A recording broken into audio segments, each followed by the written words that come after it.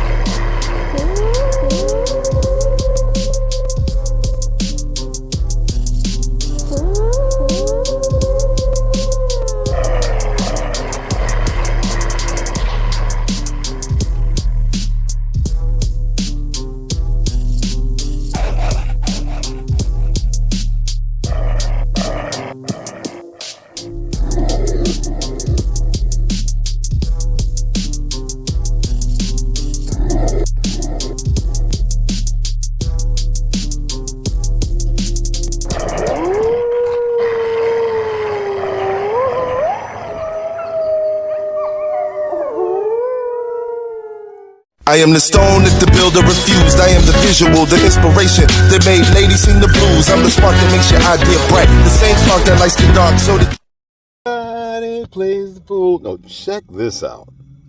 Whoa.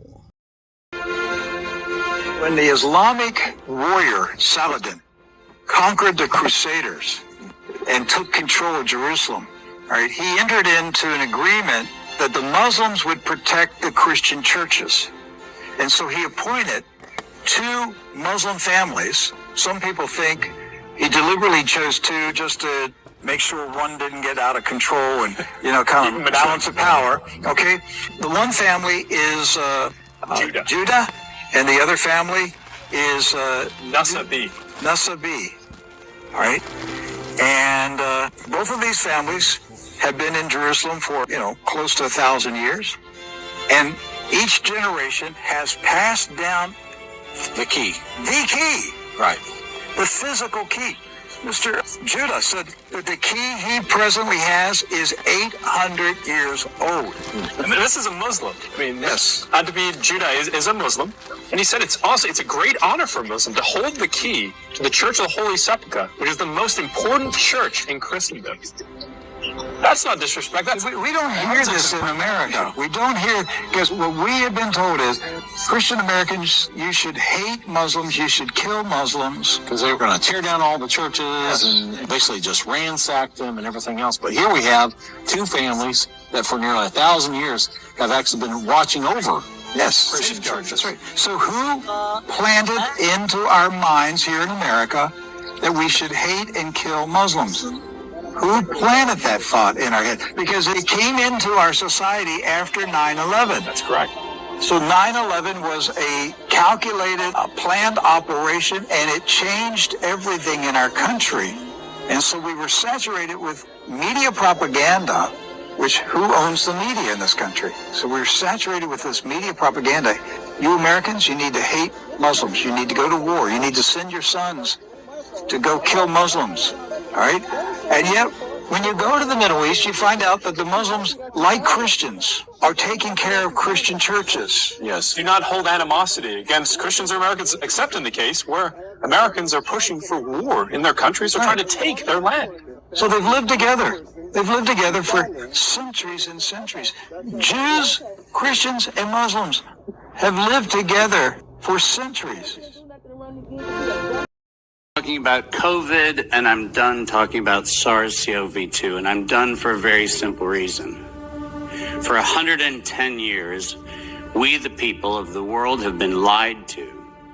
We're a group of very small number of criminal, industrial conspirators decided to subordinate the entirety of the human population for the purpose of their sinister plans to enrich themselves while impoverishing and killing the rest of humanity. And I'm done being polite.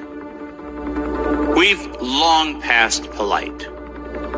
When the words acceptable death rate become part of an industrial norm, we we have lost the plot of humanity. And that's not my words.